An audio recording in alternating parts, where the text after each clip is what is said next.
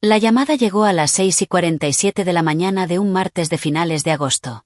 Recuerdo la hora exacta porque llevaba despierta desde las 5, mirando fijamente los planos del proyecto Morrison Tower, intentando perderme entre cálculos de carga y especificaciones de estructura metálica. Cualquier cosa con tal de no pensar en que llevaba 2 años sin ver a mis hijas. El teléfono vibró sobre la mesa de dibujo. Un número desconocido de Seattle iluminó la pantalla. Estuve a punto de no contestar. Seattle era donde vivían ahora. Seattle era a donde Graham se las había llevado después de que el juez dictaminara que yo era una madre no apta, una palabra que todavía me sabía a ceniza en la boca. Pero algo me hizo responder. ¿La señora Hayes? Una voz de mujer, tranquila pero urgente de esa manera que solo los médicos logran. Soy la doctora Sarah Whitman, del Seattle Children's Hospital. La llamo por su hija Sophie. Mi hija. 2 palabras que no me habían permitido pronunciar en voz alta en 732 días. ¿Qué ha pasado? Pregunté con una firmeza que no sentía. ¿Está herida? Sophie ingresó en urgencias esta madrugada. Su recuento de glóbulos blancos es críticamente bajo, 1200 células por microlitro. El rango normal está entre 4500 y 10.000. Estamos realizando pruebas adicionales, pero sospechamos leucemia mieloide aguda.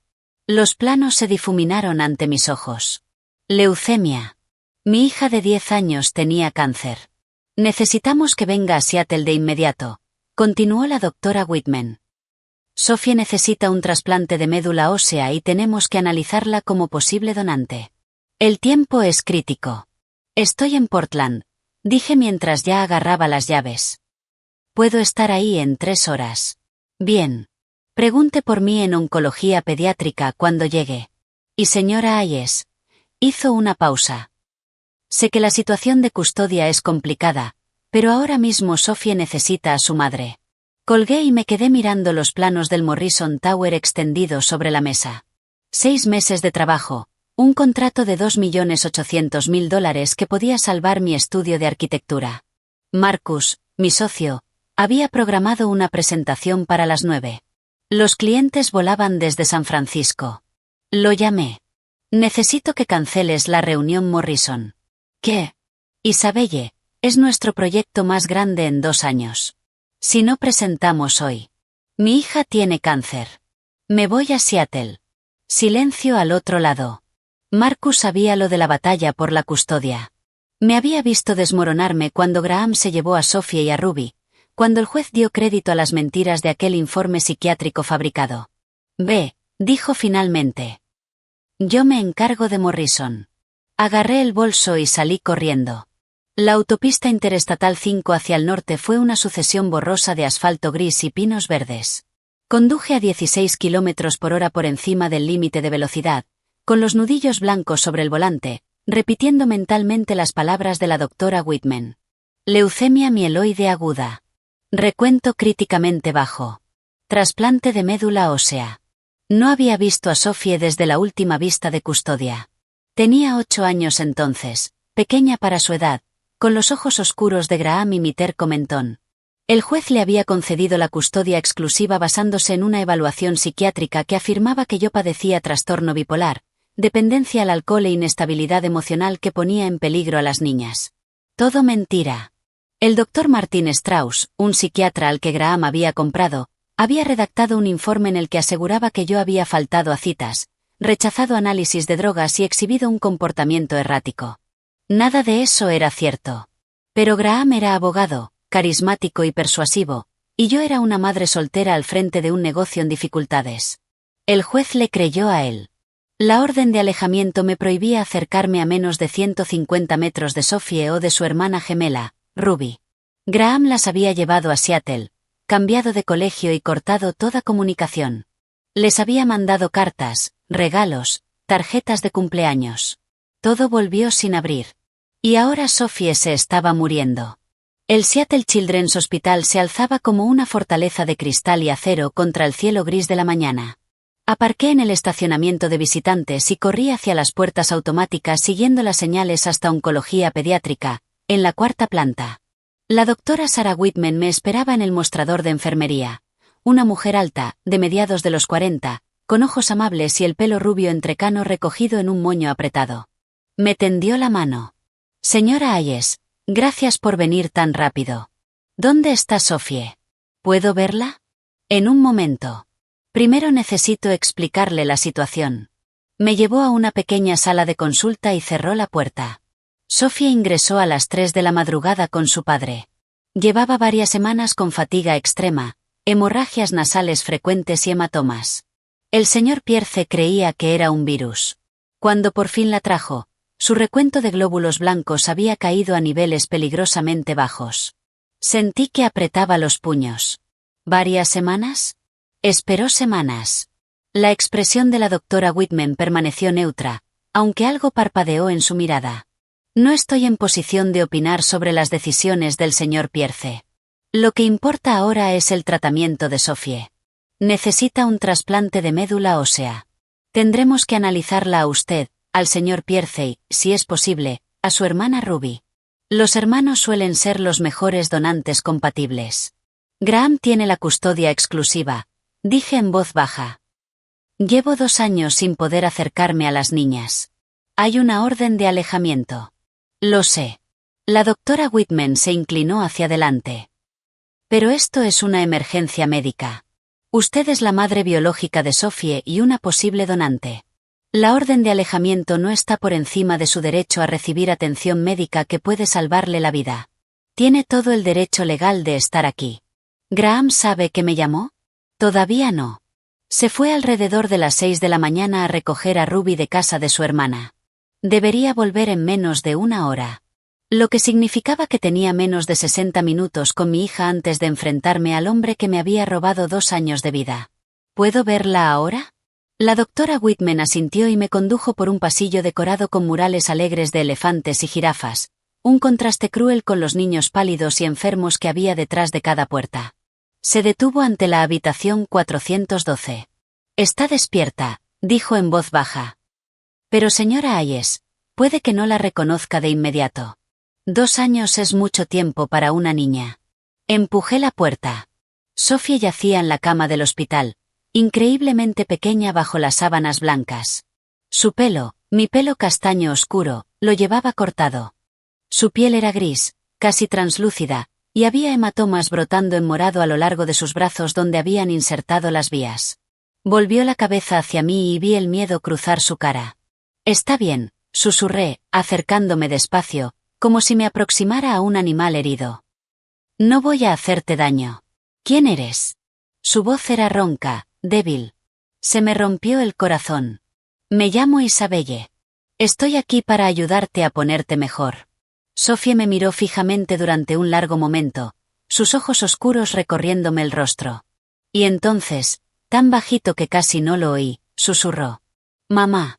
No pude contener las lágrimas. Sí, cariño. Soy yo. Papá dijo que te fuiste porque ya no nos querías. Quería gritar. Quería encontrar a Graham y hacerle pagar por cada mentira que había dicho, por cada momento que me había robado. En cambio, me senté en la silla junto a la cama de Sophie y tomé su pequeña mano fría entre las mías. Nunca me fui, dije. He intentado volver cada día. Antes de que Sophie pudiera responder, la doctora Whitman apareció en el umbral. Su expresión era urgente. Señora Hayes, el señor Pierce acaba de llegar con Ruby. Está exigiendo saber por qué está usted aquí. Hizo una pausa. Y hay algo más. Necesitamos realizar pruebas de compatibilidad a todos los posibles donantes cuanto antes. Eso incluye a Ruby. ¿Cuándo podemos verla? La doctora Whitman me llevó a una sala de reuniones al fondo del pasillo mientras Graham instalaba a Ruby en la habitación de Sophie. 30 minutos después, seguía ahí sentada mirando la puerta, esperando el enfrentamiento que había ensayado 1000 veces en mi cabeza. Cuando Graham por fin entró, apenas lo reconocí. 2 años atrás era delgado y pulcro, el tipo de hombre que lucía trajes caros y seducía a los jueces con su sonrisa estudiada. Ahora, a sus 45 años, parecía mayor, con canas que veteaban su pelo oscuro y arrugas profundas alrededor de la boca. Pero sus ojos eran los mismos, fríos, calculadores, los ojos de un hombre que veía a las personas como piezas de ajedrez. No se sentó. Se plantó en la cabecera de la mesa, con los brazos cruzados, y me miró como si fuera algo que hubiera pisado sin querer. ¿Qué demonios haces aquí? Me obligué a sostenerle la mirada. Sophie necesita un trasplante de médula ósea. La doctora Whitman me llamó porque soy una posible donante. Tienes una orden de alejamiento, dijo Graham con frialdad. No deberías estar a menos de 150 metros de mis hijas. Nuestras hijas, lo corregí. Y esto es una emergencia médica. La orden de alejamiento no se aplica cuando sus vidas están en juego. La mandíbula de Graham se tensó. Antes de que pudiera responder, entró la doctora Whitman con expresión cuidadosamente neutra. Señor Pierce, la señora Hayes tiene razón. La legislación de Washington permite a los progenitores biológicos acceder a sus hijos en situaciones médicas de riesgo vital, independientemente de los acuerdos de custodia. Sophie necesita un trasplante de médula ósea. Tenemos que analizar a todos los posibles donantes, incluidos los dos y, a ser posible, Ruby. Graham se volvió hacia la doctora Whitman. De acuerdo, analícenos. Pero quiero algo por escrito. Si resulto ser compatible y dono, quiero la custodia completa de las dos niñas. Sin custodia compartida, sin régimen de visitas. Isabelle renuncia permanentemente a sus derechos parentales. Las palabras me golpearon como un puñetazo físico. No puedes. Puedo, dijo Graham, con una voz suave como el cristal. ¿Quieres salvar a Sophie? Esas son mis condiciones. La expresión de la doctora Whitman se endureció. Señor Pierce, necesito ser muy clara. Lo que está describiendo es coerción médica. Si intenta utilizar la enfermedad grave de su hija para manipular los acuerdos de custodia, lo denunciaré a los servicios de protección de menores y al comité de ética del hospital. ¿Lo entiende? La sonrisa de Graham no llegó a los ojos. Solo estoy declarando mi voluntad de ayudar. Si soy compatible, donaré. Pero espero que Isabelle reconozca que yo soy el progenitor estable. No estoy haciendo amenazas, doctora. Estoy protegiendo a mis hijos. Quería gritar. Quería tirarle la mesa encima. En cambio, miré a la doctora Whitman y dije con calma. Analíceme. Analícelo a él. Hagan lo que haga falta. Sophie primero. Una hora después, estaba de pie fuera de la habitación de Sophie, mirando a través del cristal como una niña con mi pelo oscuro y el mentón afilado de Graham estaba sentada en la cama con las piernas cruzadas hablando con su hermana, Ruby. No la había visto en 732 días. Tenía 8 años cuando el juez le concedió la custodia a Graham. Pequeña, callada, siempre escondiéndose detrás de su gemela más ruidosa y valiente. Ahora tenía 10, era más alta, más delgada, con sombras bajo los ojos que ningún niño debería tener. La doctora Whitman apareció a mi lado. ¿Le gustaría conocerla? ¿Va a querer conocerme? Solo hay una forma de averiguarlo. Empujé la puerta. Sophie levantó la vista y me dirigió una sonrisa pequeña y vacilante. Ruby me miró con el rostro cautelosamente inexpresivo. Ruby, dijo Sophie en voz baja, ella es mamá. Ruby me observó sin pestañear. Papá dijo que te fuiste porque no nos querías. La mentira me golpeó con más fuerza que el chantaje de Graham. Me arrodillé para quedar a la altura de los ojos de Ruby, aunque ella no me miraba. Eso no es verdad. Te quiero a ti y a Sophie más que a nada en el mundo. Tu padre os alejó de mí. He intentado volver cada día. Ruby tenía los puños apretados en el regazo, los nudillos blancos. Papá dijo que estabas enferma. Que no podías cuidarnos. Tu padre mintió, dije. Y no estoy enferma. Nunca lo estuve. Ruby por fin me miró y vi confusión en sus ojos. Confusión y una necesidad desesperada de entender. Abrió la boca para decir algo, pero una enfermera apareció en el umbral. La doctora Whitman les necesita a todos en el laboratorio. Las pruebas sola tardaron 20 minutos. Extracciones de sangre rápidas, agujas estériles, etiquetas en los viales. Graham se negó a mirarme. Sophie me cogió la mano. Ruby miraba al suelo. Después, la doctora Whitman nos reunió en su despacho y explicó el proceso del trasplante. Si encontrábamos a alguien compatible, Sophie se sometería a quimioterapia intensiva para destruir su médula ósea enferma y luego recibiría las células madre sanas del donante por vía intravenosa. La recuperación llevaría meses. La tasa de supervivencia si encontrábamos un donante compatible era del 70 al 80%. ¿Cuándo sabremos los resultados?, preguntó Graham. Estamos aplicando un protocolo rápido de tipificación OLA dada la urgencia, respondió la doctora Whitman. Los resultados preliminares deberían estar listos en 2 horas. La confirmación completa tardará entre 24 y 48 horas, pero la prueba preliminar nos dirá si alguien es un posible candidato. 2 horas que se me hicieron 2 años. Me senté en la cafetería del hospital mirando una taza de café que no podía beber. El teléfono vibró. Marcus escribía que los clientes del Morrison Tower amenazaban con cancelar el contrato. No respondí. A las 5 de la tarde, la doctora Whitman nos convocó de nuevo en su despacho. Graham llegó con una mujer que yo no conocía, de unos 30 y tantos, rubia y arreglada. Se colocó cerca de él, con la mano en su brazo. Esta es Stephanie, dijo Graham, sin molestarse en dar apellidos ni explicaciones. La doctora Whitman la ignoró y nos miró primero a mí, luego a Graham. Tengo los resultados preliminares de OLA. Isabelle, no eres compatible. Graham, tú tampoco. Se me hundió el corazón.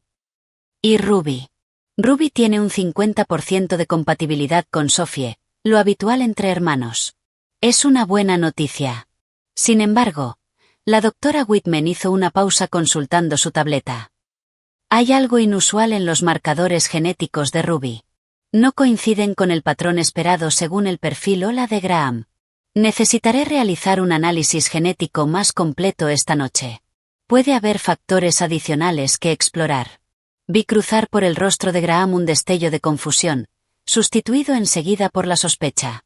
Se volvió hacia mí con los ojos entornados. ¿Qué has hecho, Isabelle? Yo no he hecho nada, dije, pero mi voz vaciló.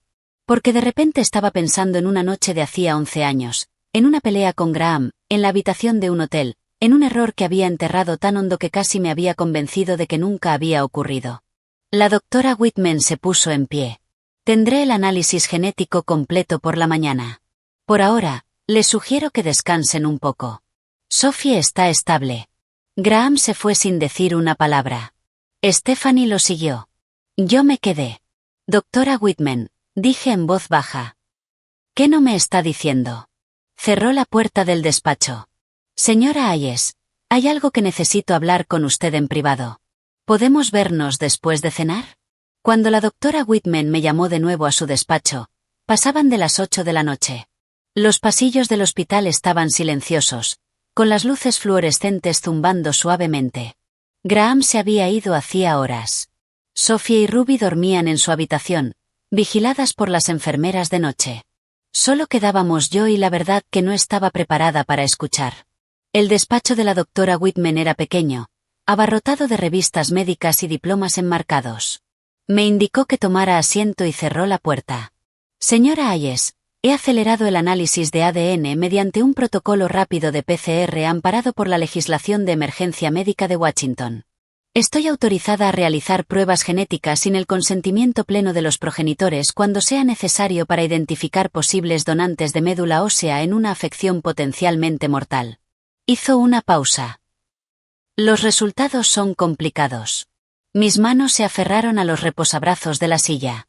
Dígamelo sin rodeos. Abrió un archivo en el ordenador y giró la pantalla hacia mí.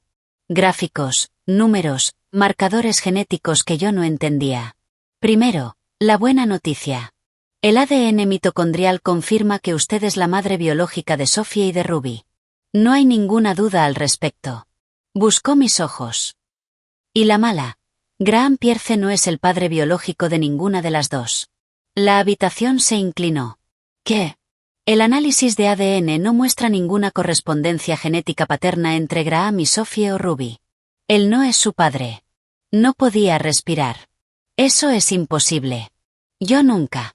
Graham y yo estábamos juntos cuando me quedé embarazada. Estábamos prometidos. Yo no. Señora Hayes. La voz de la doctora Whitman era suave pero firme. Hay más. Sophie y Ruby tienen padres biológicos distintos. Las palabras no tenían sentido.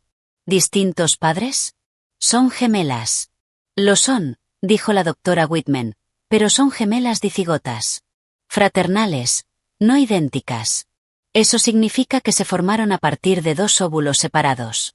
Y según el análisis de ADN, esos óvulos fueron fecundados por espermatozoides de dos hombres distintos.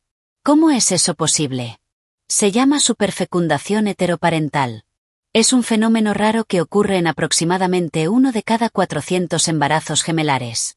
Sucede cuando una mujer libera dos óvulos en el mismo ciclo de ovulación y mantiene relaciones sexuales con dos hombres distintos en una ventana de 48 horas. Cada óvulo es fecundado por el espermatozoide de un hombre diferente. Mi mente empezó a reconstruir un recuerdo que llevaba 11 años enterrado. 11 años atrás, susurré. Junio de 2015. La doctora Whitman esperó. Cerré los ojos y todo volvió. Graham y yo llevábamos semanas peleando.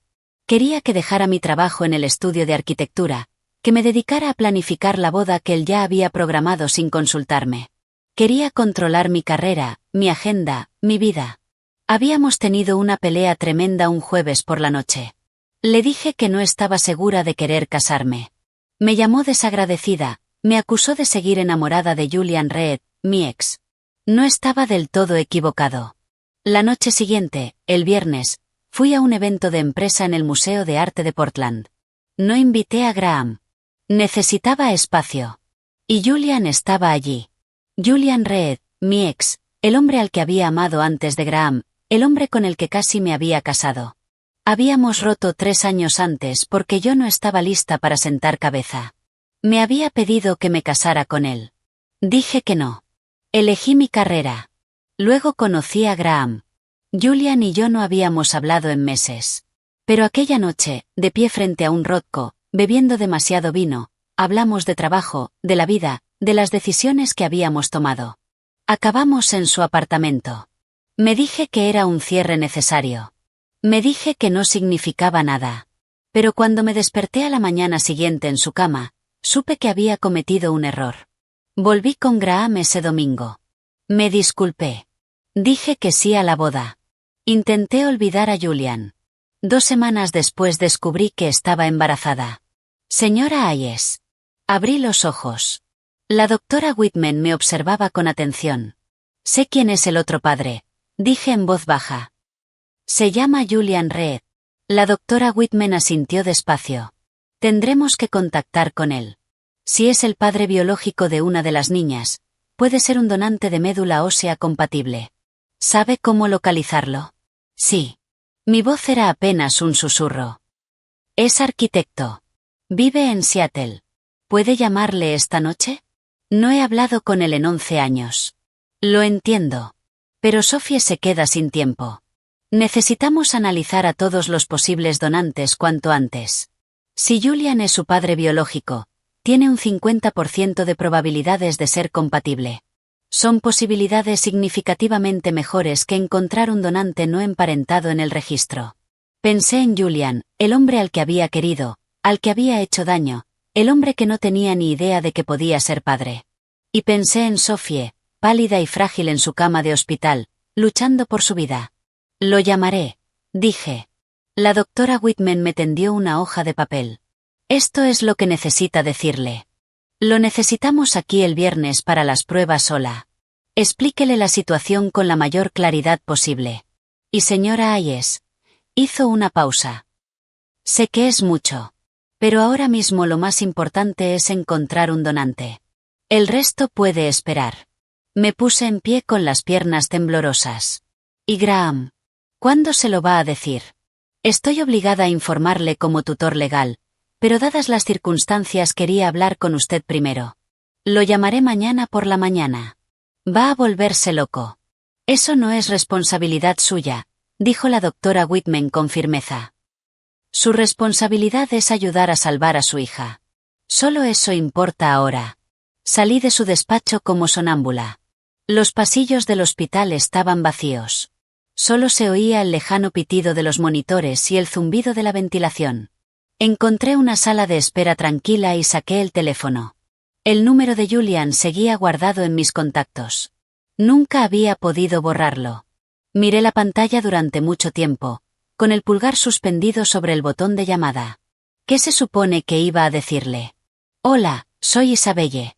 ¿Te acuerdas de aquella noche de hace 11 años? Resulta que una de mis hijas puede ser tuya. Y tiene leucemia. ¿Puedes venir a Seattle? Pulsé llamar. El teléfono sonó una vez. 2 veces. 3. Luego una voz que no había oído en más de una década. Hola. Julian, dije, con la voz quebrada. Soy Isabelle. Necesito tu ayuda. Hubo una larga pausa al otro lado. Pude oír su respiración, serena y tranquila, como siempre había sido. Isabelle, ¿eres tú de verdad? Sí. Perdona que llame así, sin avisar. Sé que han pasado años y no tengo ningún derecho a pedirte nada, pero se me quebró la voz. Ha pasado algo. Algo terrible y no sé a quién más recurrir. ¿Estás bien? La preocupación en su voz fue inmediata, genuina. Era Julian, siempre pensando en los demás primero, incluso después de todo este tiempo. No estoy herida, dije enseguida. Pero Julian, tengo hijas gemelas. Tienen 10 años. Y una de ellas, Sophie, tiene leucemia. Necesita un trasplante de médula ósea. Otra pausa. Pude casi visualizarlo procesando la información, intentando entenderla. Lo siento muchísimo, dijo finalmente. Eso es devastador. Pero Isabelle, ¿por qué me llamas a mí? Cerré los ojos. Era la parte más difícil. Porque el hospital hizo pruebas de ADN para encontrar donantes compatibles y descubrieron algo. Las gemelas tienen padres biológicos distintos. Es un fenómeno raro, pero ocurre. Y una de ellas. Respiré hondo. Una de ellas puede ser tuya. El silencio al otro lado se prolongó tanto que pensé que había colgado. Julian, sigo aquí. Estoy aquí.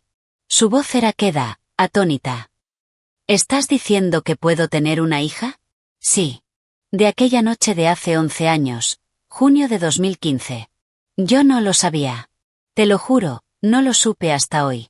Y tiene leucemia. Sí. Necesita un trasplante de médula ósea y tú podrías ser compatible. Los médicos dicen que si eres su padre biológico, tienes un 50% de probabilidades de serlo. Julian. Sé que es mucho pedirte. Sé que no tengo ningún derecho. ¿Pero vendrás a Seattle? ¿Te harás las pruebas? La pausa que siguió se hizo eterna. Luego Julian dijo. ¿Cuándo me necesitas? El viernes por la mañana para las pruebas sola. Estaré mañana, respondió de inmediato. A las 10 de la mañana. Seattle Children's Hospital. Sí. Julian, lo primero. Hablaremos cuando llegue, me interrumpió con suavidad. Ahora mismo lo que importa es esa niña. Necesita ayuda. Estaré ahí. Gracias, susurré. Isabelle, dijo, con la voz suave. No me des las gracias. Si es mía, si hay aunque sea una posibilidad, quiero ayudar. Colgué y me quedé sentada en la sala de espera vacía, con las lágrimas corriéndome por la cara. Al día siguiente, Julian volvería a mi vida. Al día siguiente, afrontaría las consecuencias de una noche que había intentado olvidar durante 11 años. Pero aquella noche, por primera vez desde la llamada de la doctora Whitman, sentí un destello de esperanza. Sophie tenía una oportunidad. Cuando llegó el miércoles por la mañana, llevaba 26 horas sin dormir. Estaba sentada en la cafetería del hospital con una taza de café frío, mirando el reloj avanzar hacia las 10. Julian llegaría en cualquier momento. El hombre al que no había visto en 11 años. El hombre que podía ser el padre de Sophie. La llamada de la noche anterior se repetía en mi cabeza sin parar. Julian, soy Isabelle. Necesito tu ayuda. Una larga pausa. Luego, Isabelle. No sé ni por dónde empezar. Tengo hijas gemelas. Tienen 10 años. Una tiene leucemia.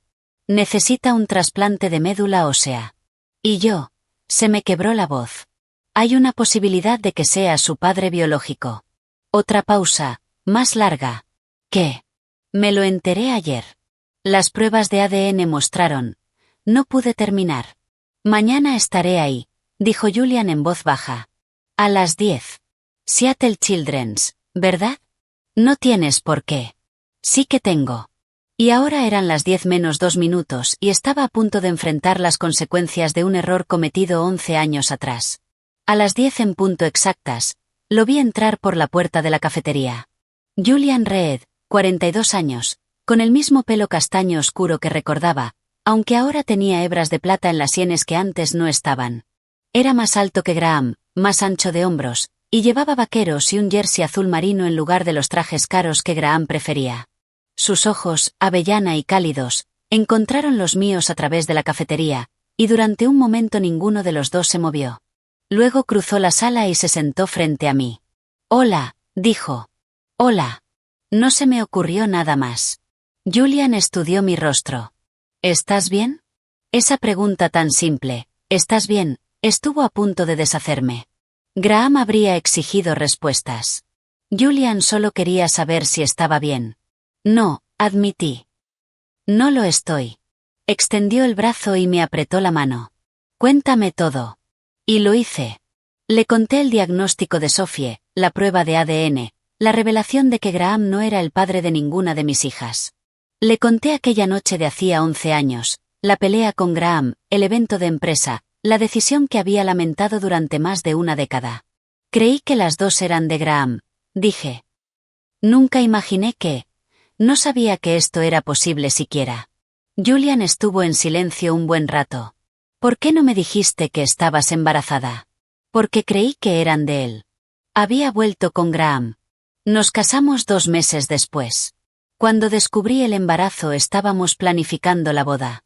Pensaba, tragué saliva, pensaba que era suyo. ¿Y ahora? Ahora sé que Sophie puede ser tuya o Ruby puede ser tuya.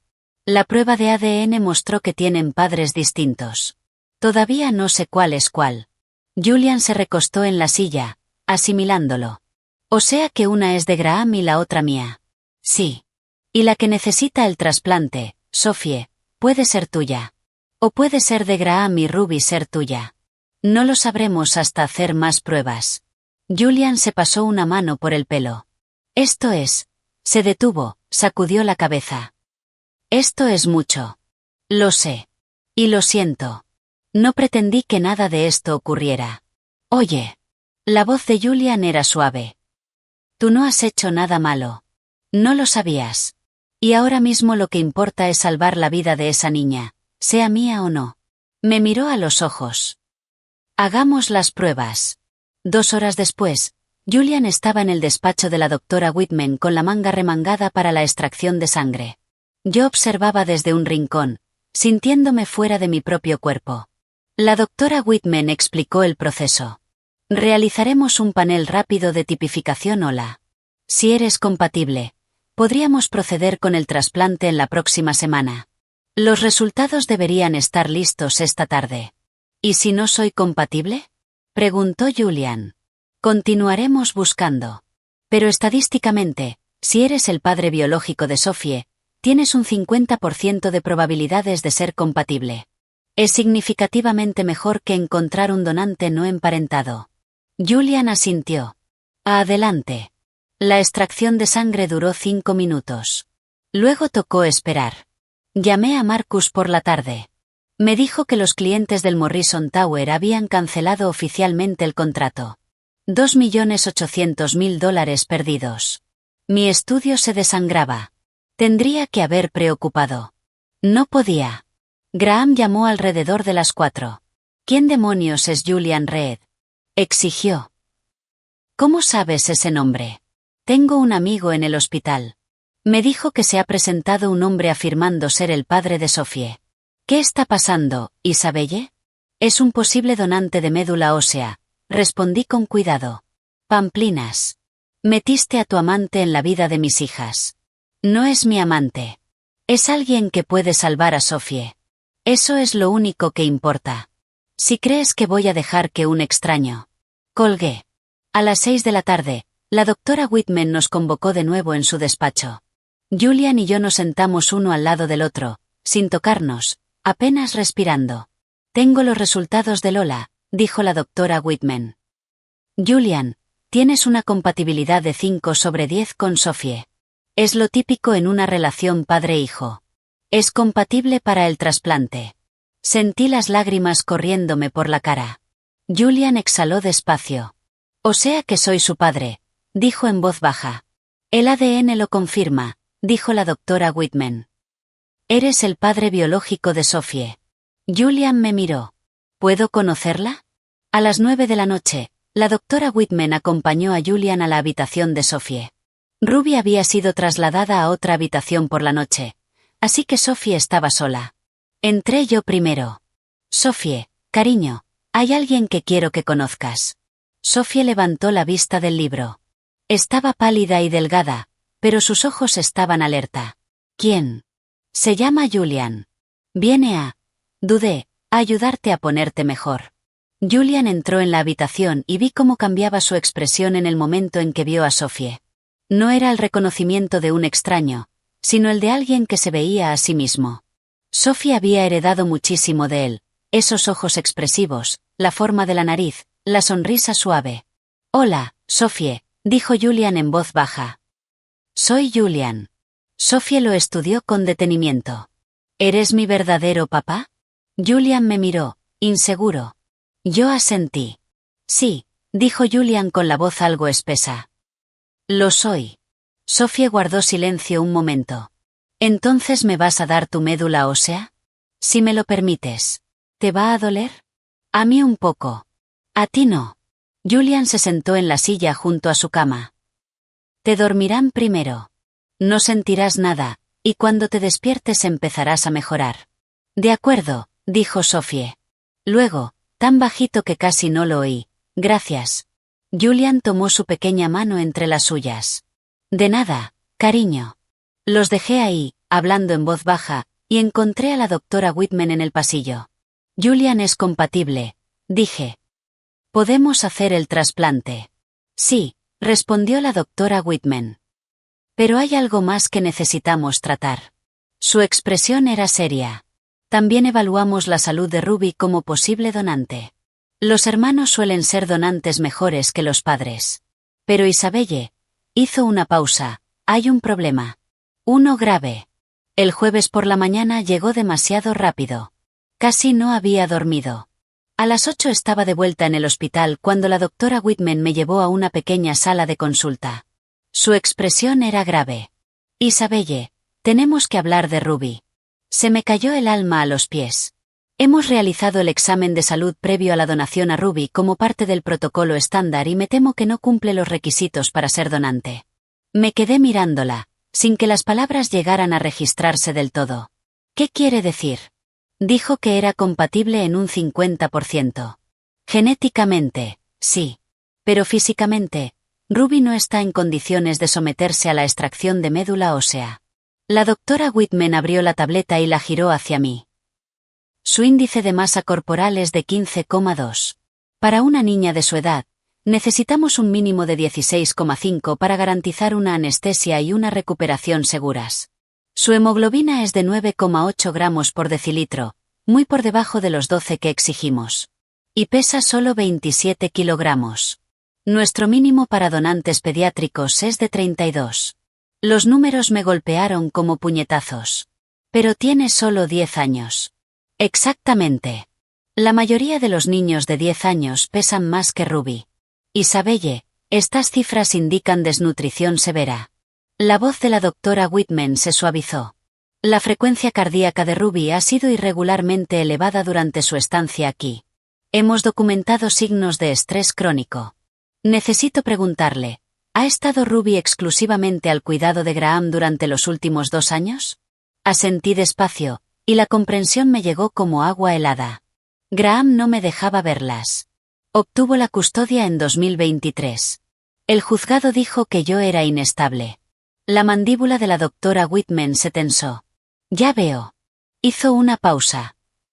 También hemos observado señales conductuales compatibles con un estrés psicológico prolongado, hipervigilancia, miedo a las figuras de autoridad, dificultad para confiar en los adultos. Estos patrones, junto con su estado físico, suscitan serias preocupaciones sobre su entorno en el hogar. Sentí como la rabia y el dolor colisionaban en mi pecho. Graham había desnutrido a mi hija. La había aislado. Y yo no había estado ahí para protegerla. La doctora Whitman volvió a hablar. Isabelle, dado el estado de Ruby, no podemos ni podremos permitir que done médula ósea. Sería médicamente peligroso, éticamente irresponsable. Pero Julian Reed está sano, dispuesto y su compatibilidad Ola es suficiente.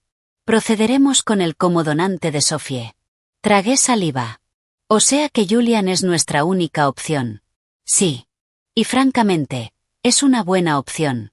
Los trasplantes con compatibilidad parcial han mejorado enormemente en los últimos años, especialmente con los nuevos protocolos inmunosupresores.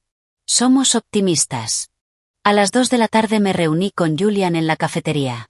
Parecía agotado, pero decidido. Isabelle. La doctora Whitman me habló de Ruby. Lo siento muchísimo. No podía hablar. Simplemente asentí.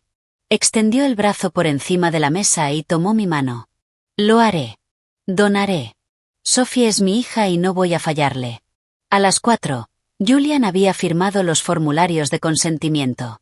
La doctora Whitman programó la extracción de médula ósea para el martes siguiente, dándole al cuerpo de Julian unos días más para prepararse y dando tiempo al equipo médico para coordinar el régimen de acondicionamiento de Sophie. A las 5 fui a la habitación de Sophie. Estaba despierta, con la cara pálida, pero los ojos brillantes. Julian estaba sentado junto a su cama leyéndole un cuento. Cuando entré, Sophie levantó la vista. Mamá, Julian dice que va a darme su médula ósea, dijo con voz pequeña y esperanzada. ¿Significa eso que es de verdad mi papá y que me va a salvar? Sonreí entre lágrimas. Sí, cariño, lo es. Pero en ese momento el teléfono vibró en mi bolsillo. 2 correos electrónicos. El primero era de Graham. Para de entrometerte. Ruby es mía. Si intentas impugnar la custodia de nuevo, te destruiré en el juzgado. El segundo era de alguien a quien no había oído en más de una década. Patricia Lawson, abogada de derecho de familia. El asunto decía, tenemos que hablar. Lo abrí. Isabelle, llevo 2 años siguiendo tu caso. Si necesitas ayuda legal con Graham, llámame. Creo que podemos ganar. Miré a Julian. Miré a Sophie. Volví a mirar el teléfono. Marcus me había enviado un mensaje antes. El proyecto Morrison Tower estaba en peligro y sin nueva financiación, Hayes y Morrison Arquitectura quebraría en 3 semanas. Todo se derrumbaba. Y todo estaba empezando apenas. El viernes por la mañana me reuní con Patricia Lawson en una pequeña cafetería a 2 manzanas del hospital. No había dormido. La amenaza de Graham resonaba en mi cabeza, pero también las palabras de Patricia. Creo que podemos ganar.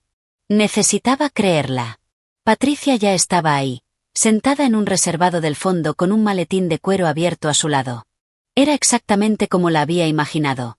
Traje gris acerado, gafas de montura metálica y una expresión que decía que había visto todos los trucos sucios del libro y sabía cómo contrarrestarlos. Se puso en pie cuando me acerqué y me tendió una mano firme. Isabelle Hayes. Llevo 2 años esperando este momento. Me senté con las manos temblorosas alrededor de la taza de café. Ha dicho que lleva tiempo siguiendo mi caso. ¿Por qué? Patricia se inclinó hacia adelante. Porque sabía que algo estaba mal. En 2023, Graham Pierce solicitó la custodia exclusiva de sus hijas. La piedra angular de su caso fue una evaluación psiquiátrica del Dr. Martin Strauss, que la declaró no apta para ejercer la maternidad por depresión severa e inestabilidad emocional. Hizo una pausa. Pero al Dr. Strauss le retiraron la licencia médica en 2022, un año antes de que redactara ese informe. Me quedé mirándola. ¿Qué? Strauss fue inhabilitado por la Comisión de Garantía de Calidad Médica del Estado de Washington por conducta profesional indebida y facturación fraudulenta. Sus evaluaciones no tienen ningún peso legal. El informe que Graham usó para quitarle a sus hijas no vale nada. Se me cortó la respiración. Entonces, ¿por qué lo aceptó el juzgado? Porque nadie lo comprobó. El abogado de Graham enterró el informe entre un montón de papeles y su defensor público no tenía recursos para investigar. Llevo 6 meses indagando, Isabelle. Tengo copias de la orden de inhabilitación de Strauss, los expedientes disciplinarios y la correspondencia que demuestra que Graham le pagó bajo mano. Sentí que las lágrimas ardían detrás de mis ojos. Robó a mis hijas con una mentira. Sí. Y vamos a demostrarlo. Patricia sacó una carpeta. Vamos a presentar una moción de urgencia para modificar la custodia basándonos en 2 fundamentos. fraude procesal y evidencia de maltrato infantil. Los informes médicos del Seattle Children's Hospital documentan 14 hematomas inexplicables a lo largo de 18 meses, desnutrición grave y signos de trauma psicológico crónico. Es más que suficiente. A las 11 firmé el contrato de representación. Los honorarios de Patricia eran elevados, $300 la hora, pero restó importancia a mi preocupación. De los honorarios hablaremos luego. Ahora tenemos que actuar rápido. A la 1, Patricia había incorporado refuerzos. Frank Bishop era un investigador privado de finales de los 40, con un rostro curtido y unos ojos que no perdían detalle.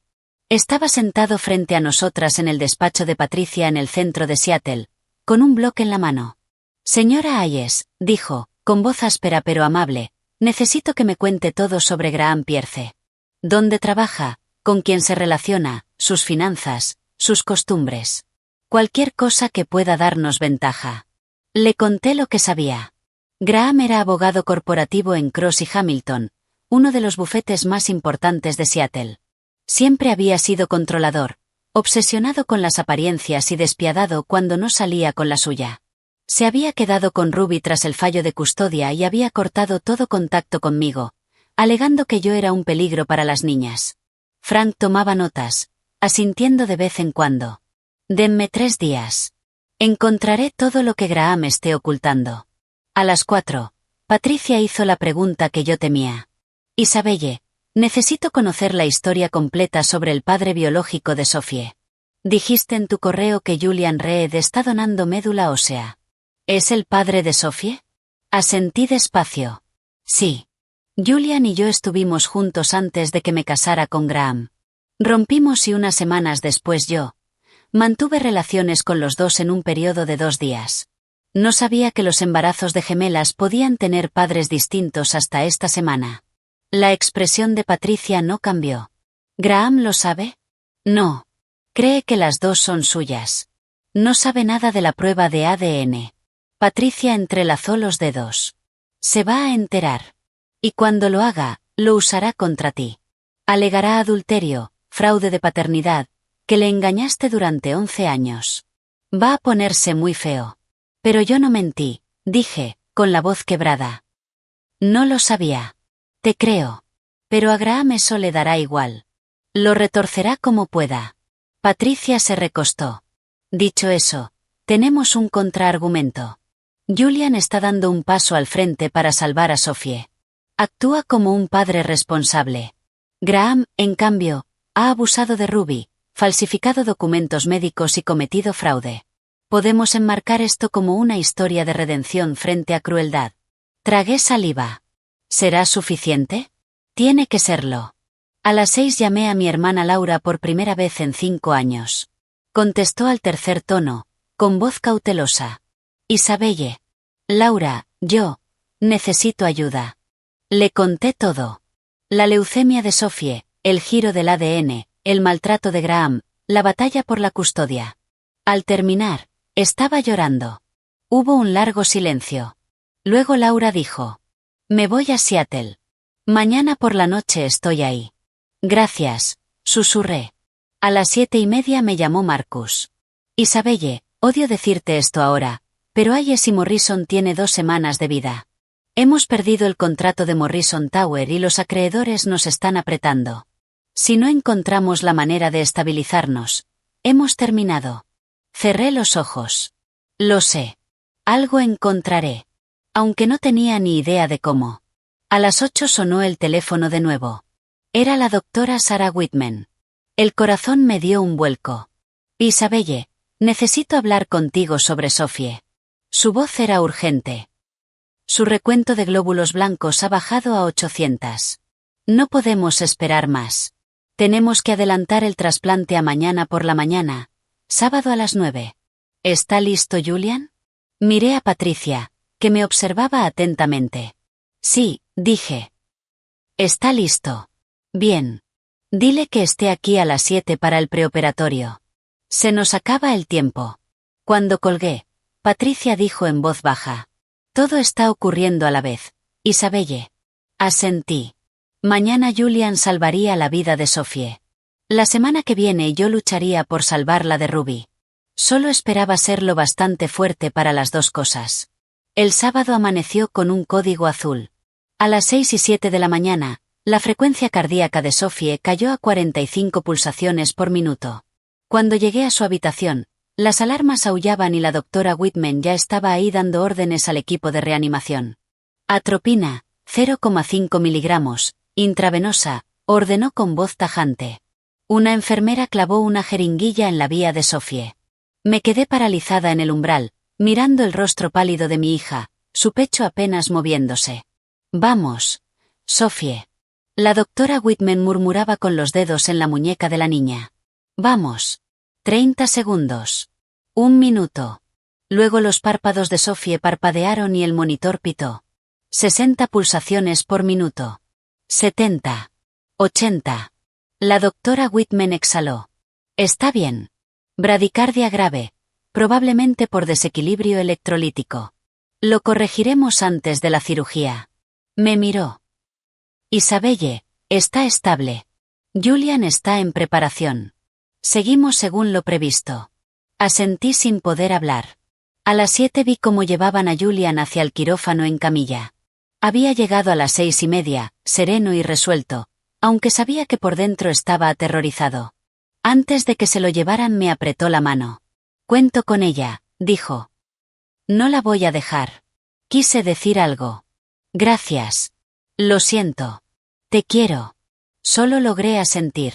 La extracción de médula ósea duró 2 horas. Esperé en la sala de espera quirúrgica con mi hermana Laura a mi lado.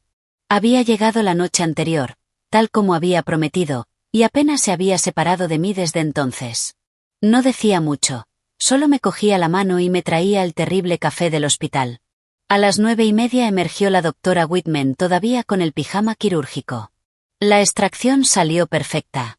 Obtuvimos suficiente médula para el trasplante. Julian está en la sala de recuperación. Estará dolorido unos días, pero está bien. ¿Y Sophie? Ya hemos infundido la médula. La están trasladando ahora a la UCI. La expresión de la doctora Whitman se suavizó. Isabelle, esto es la parte fácil. La difícil es esperar el injerto, que las células nuevas echen raíces y empiecen a producir sangre. Tardará un mínimo de 10 a 14 días. Si su recuento de glóbulos blancos empieza a subir, sabremos que está funcionando. ¿Y si no? De momento no vayamos ahí. A las 11 me dejaron entrar en la UCI. Sophie yacía en una cama estrecha con tubos saliendo de los brazos y una mascarilla de ventilación sobre la cara. Su piel parecía translúcida y le quedaban apenas algunos mechones de pelo, pero el monitor cardíaco pitaba de forma constante y su pecho subía y bajaba. Me senté a su lado y susurré. Vas a estar bien, cariño. Julian te dio su fuerza. Ahora solo tienes que aguantar. A las 2, la enfermera Melissa fue a revisar a Ruby, que llevaba instalada en una habitación cercana. Ruby había estado callada toda la mañana, observando al personal del hospital con ojos cautelosos. Melissa realizó un análisis de sangre rutinario, el procedimiento habitual para todos los niños bajo observación hospitalaria. 1 hora después, la doctora Whitman me llamó a su despacho. Isabelle, hemos completado el grupo sanguíneo de Ruby como parte del protocolo estándar de cribado de donantes. Los resultados plantean algunas preguntas sobre la filiación biológica que necesitamos aclarar mediante pruebas de ADN adicionales. Me senté despacio. ¿Qué tipo de preguntas? Los resultados del grupo sanguíneo son incompatibles con que Julian Reed sea el padre biológico de Ruby. Necesitaremos realizar un panel de paternidad completo para determinar definitivamente la filiación biológica de Ruby. La cabeza empezó a darme vueltas intentando entender qué significaba aquello. A las 4, la doctora Whitman me llevó a una sala de consulta privada. El doctor Robert Kramer, el genetista jefe del hospital, estaba con ella, un hombre alto de mediados de los 40, con las sienes entrecanas y una voz suave. Isabelle, necesitamos hablar de Ruby, dijo la doctora Whitman. La discrepancia en el grupo sanguíneo nos llevó a realizar una comparación de ADN acelerada utilizando las muestras que ya teníamos archivadas, las suyas, las de Julian y las de Ruby. El doctor Kramer abrió la tableta. Los resultados son definitivos. Ruby comparte el 50% de su ADN con usted, lo que la confirma como su madre biológica. Pero no comparte ningún marcador de ADN paterno con Julian Reed. Julian no es el padre de Ruby. Sentí que los ojos me ardían. Entonces, ¿quién lo es? La doctora Whitman vaciló. Comparamos el perfil de Ruby con el de Graham Pierce, cuyo ADN obtuvimos de los expedientes del caso de custodia de hace 2 años. Hizo una pausa. Ruby tiene una coincidencia del 99,97% con Graham. Es su hija biológica. La sala quedó en silencio. Me quedé mirando la pantalla de la tableta, las columnas de números y marcadores genéticos que deletreaban una verdad que no quería creer. Ruby era de Graham. Sophie era de Julian. Las gemelas que había llevado en mi vientre durante 9 meses habían sido concebidas por 2 hombres distintos en el mismo ciclo de ovulación. Superfecundación heteroparental, un fenómeno que ocurre en 1 de cada 400 embarazos gemelares. ¿Y Graham había criado a Ruby durante 2 años sabiendo que era suya? ¿Lo había sabido desde el principio o solo lo había sospechado? ¿Isabelle? La voz de la doctora Whitman era suave. ¿Está bien? Sacudí la cabeza. No. No lo estoy. A las 6 fui a la habitación de Ruby. Estaba sentada en la cama coloreando en un cuaderno de actividades del hospital. Cuando me vio, levantó la vista con esos ojos grandes y ansiosos. Hola, mamá. Me senté a su lado y le tomé la mano con suavidad. Ruby, cariño, los médicos necesitan hacerte algunas pruebas más para asegurarse de que todos los registros médicos son correctos. No hay de qué asustarse, solo quieren que toda la información esté bien. Asintió despacio, confiando en mí de una manera que me partió el corazón. Más tarde, la doctora Whitman confirmó lo que los análisis habían sugerido. El padre biológico de Ruby era Graham Pierce, no Julian Reed. Las gemelas que yo había llevado, Sophie y Ruby, habían sido concebidas mediante superfecundación heteroparental, cada una con un padre distinto.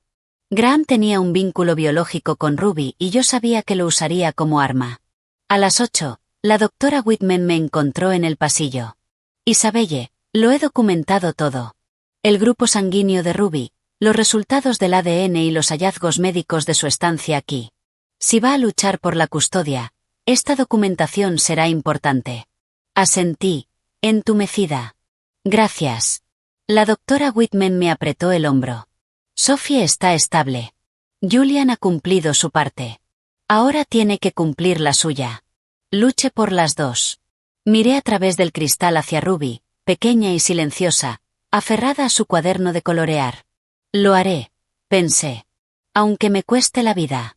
El domingo por la mañana estaba de pie junto a la cama de Sophie en la UCI, mirándola respirar, mientras mi mente daba vueltas a una verdad que apenas podía comprender. Ruby era de Graham. Sophie era de Julian. Y yo era el único hilo que las mantenía unidas. A las 9, la doctora Whitman me encontró en el pasillo. Su expresión era amable pero seria, la mirada de alguien que sabe que te estás ahogando y necesita lanzarte un salvavidas. Isabelle, sé que ayer fue agotador. Quiero asegurarme de que comprende lo que ha pasado biológicamente. ¿Podemos hablar? Asentí, aunque no estaba segura de querer escucharlo de nuevo. Fuimos a una pequeña sala de consulta alejada del ruido de la UCI, de los pitidos de los monitores y las luces fluorescentes. La doctora Whitman cerró la puerta y se sentó frente a mí. Revisó el raro fenómeno genético que ya me había explicado el día anterior. Sé que es mucho, pero entender la biología ayuda a explicar lo que ocurrió y por qué las 2 niñas son igual de hijas suyas a pesar de tener padres distintos. Me quedé mirándola, dejando que las palabras me empaparan como agua fría. 2 óvulos. 2 hombres. 2 padres. No lo sabía, susurré. Lo juro, no lo sabía. Te creo, dijo la doctora Whitman con firmeza. La mayoría de las mujeres no lo sabrían. Las gemelas se desarrollaron con normalidad, compartieron tu vientre durante 9 meses y nacieron juntas. Genéticamente son medio hermanas. Emocionalmente son hermanas. Isabelle, esto no es culpa tuya. Es biología. Pero no me lo parecía biología. Me parecía una bomba a punto de destruirlo todo.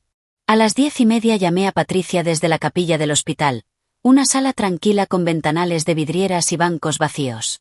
Mi voz temblaba mientras le contaba todo, la prueba de ADN, la incompatibilidad del grupo sanguíneo, que Graham era el padre biológico de Ruby. Hubo un largo silencio al otro lado. Luego Patricia dijo: «Esto lo cambia todo». «Lo sé.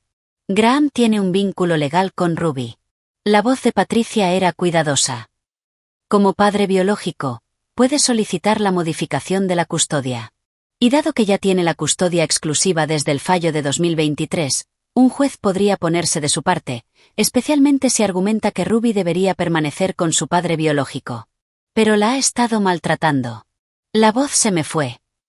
«Usted vio los informes médicos, los patrones documentados por múltiples profesionales sanitarios durante 18 meses, la pérdida de peso, los signos de estrés crónico. La ha tenido desatendida. Lo sé, y eso es nuestra baza. Pero Isabelle, necesitamos pruebas contundentes, algo innegable. Frank está trabajando en ello, pero nos estamos quedando sin tiempo. Graham actuará rápido cuando sepa los resultados del ADN. Todavía no lo sabe. No oficialmente. Pero lo sabrá. El hospital está legalmente obligado a compartir el historial médico de Ruby con él como tutor legal. Según la IPAA no tienen alternativa. Es cuestión de horas. Se me retorció el estómago. ¿Qué hacemos? Prepararnos. Voy a llamar a Frank. Necesitamos todo: extractos bancarios, correos electrónicos, informes médicos. Cualquier cosa que demuestre que Graham no es apto. Y Isabelle, tienes que estar lista. Cuando Graham se entere, va a ir a por ti con todo lo que tenga». A las 2 sonó el teléfono. Era la doctora Whitman. Su voz era tensa de una indignación controlada. «Isabelle, Graham Pierce acaba de llamar al hospital. Exige acceso al historial médico completo de Ruby, incluidos los resultados del ADN. He intentado retrasar el proceso, pero con la IPAA él tiene derecho como tutor legal». Se me cayó el alma a los pies. ¿Se lo ha dicho? No tuve alternativa. Le resumí los hallazgos.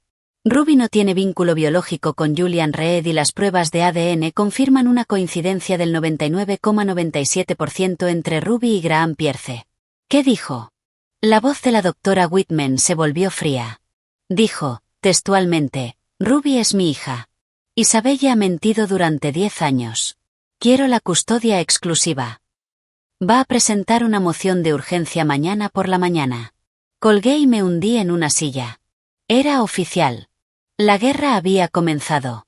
A las 6 fui a la habitación de Ruby. Estaba sentada con las piernas cruzadas en la cama jugando con una tableta prestada. Cuando me vio, la dejó a un lado. «Hola, mamá». Me senté a su lado, obligándome a sonreír. «Hola, cariño. ¿Cómo estás?» «Bien, supongo». Tiró del borde de la manta. Sus dedos eran finos, demasiado finos, y noté lo cuidadoso que era cada uno de sus movimientos, como si esperara sentir dolor. «Mamá, ¿por qué papá no te quiere?» La pregunta me golpeó como un puñetazo. «Ruby, es complicado. Dice que te fuiste. Dice que ya no nos querías». Tomé sus manos con suavidad. «Ruby, eso no es verdad. Te quiero a ti y a Sophie cada día desde hace 2 años.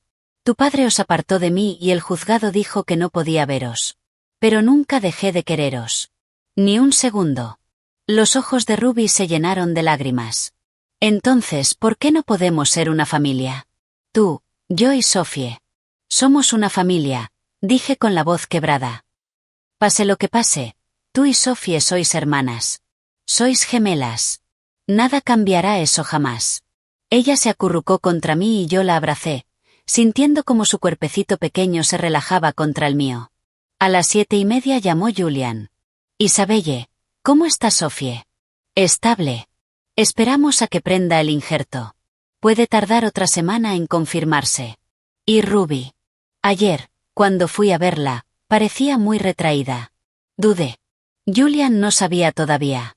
No sabía que Ruby no era su hija. Que la prueba de ADN había revelado una verdad que ninguno de nosotros había anticipado. «Julian, hay algo que necesito contarte. ¿Podemos vernos en persona mañana?» «¿Es grave?» «Es complicado». Una pausa. «De acuerdo. Paso por el hospital por la mañana». A las 8 llamó Marcus.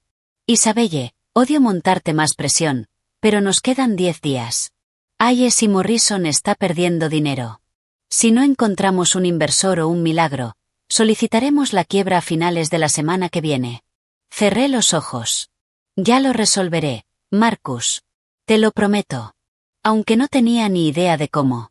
A las 10 estaba sentada en la cafetería del hospital con Patricia cuando sonó su teléfono. Era Frank. Lo puso en altavoz. La voz áspera de Frank Bishop llenó el espacio entre nosotras. Patricia, encontré algo. Me costó indagar, pero está ahí. ¿Qué encontraste? Graham Pierce no es solo negligente. Tengo extractos bancarios que demuestran que desvió dinero de una colecta para el tratamiento del cáncer de Sophie. $285.000.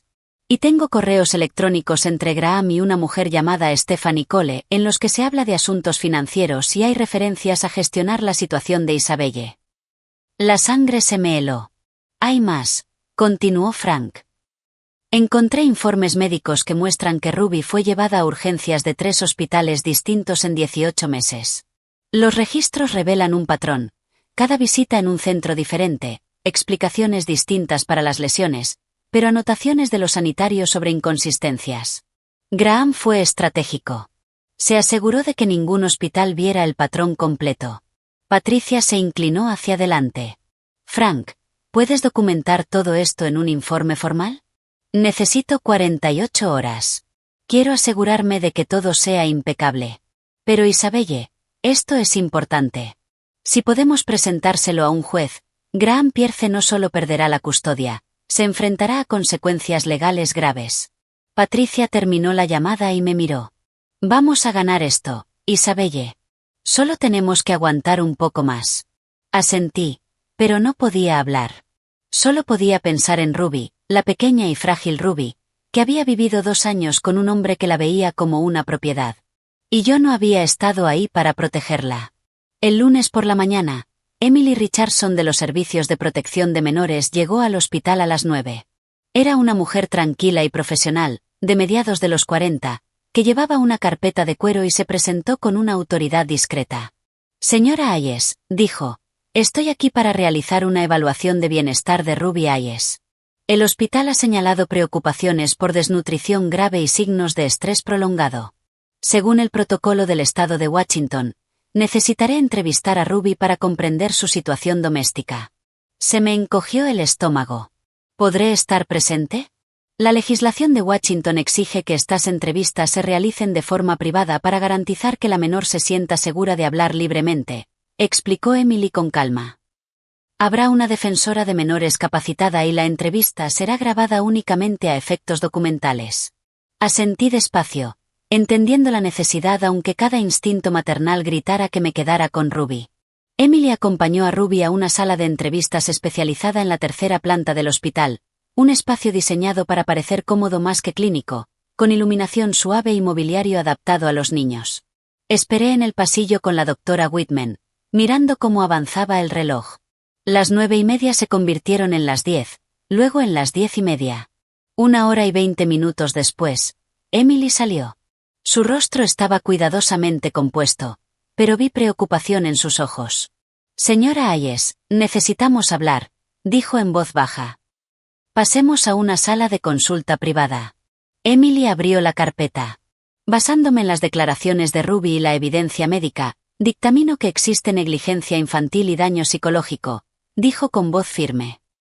Ruby describió un entorno doméstico caracterizado por un control extremo, aislamiento de su madre y familia extensa, y restricción de alimentos. Afirmó que las comidas eran condicionales, que se le daban solo cuando se portaba bien, lo que significaba no mencionar a su madre, no pedir verla y no llorar.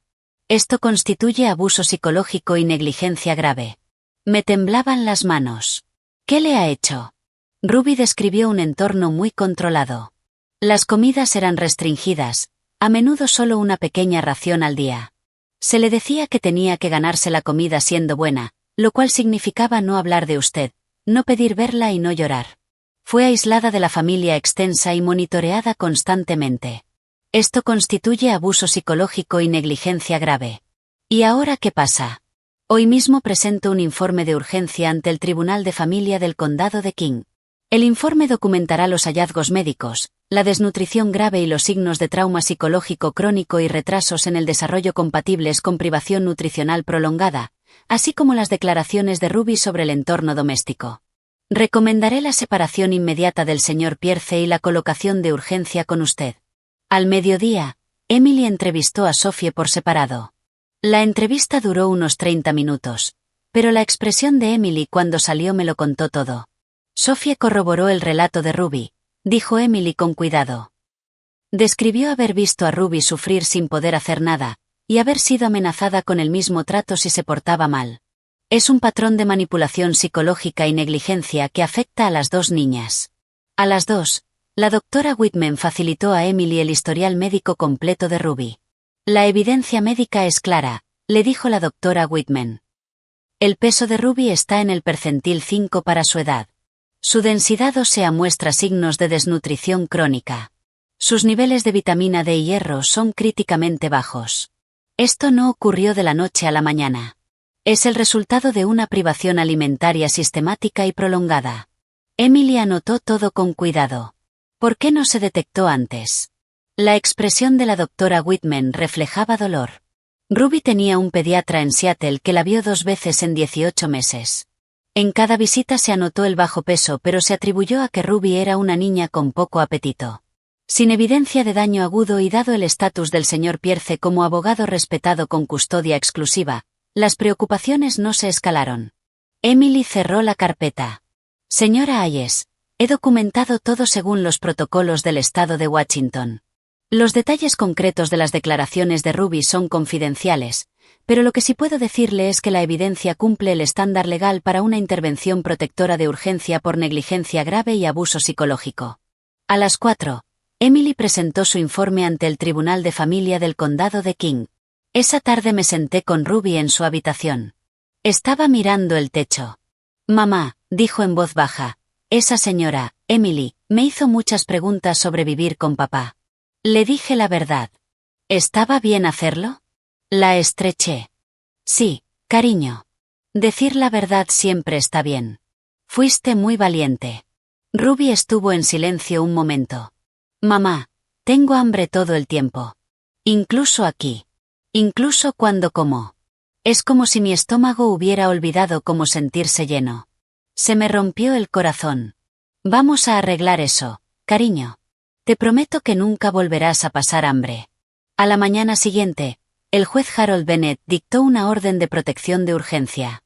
Graham Pierce quedaba prohibido de cualquier contacto con Ruby y Sophie, con efecto inmediato. La custodia temporal me fue transferida a mí, pendiente de una vista probatoria completa en 14 días. Patricia me llamó con la noticia. Isabelle, las tienes de vuelta. A las 2. El tribunal encontró causa suficiente basándose en el informe del SPM y la evidencia médica. Me derrumbé llorando en el pasillo del hospital. A las 6 de la tarde del martes, la seguridad del hospital alertó a Patricia de que Graham Pierce había sido visto en el vestíbulo principal intentando acceder a la planta pediátrica. Patricia contactó de inmediato con la policía de Seattle.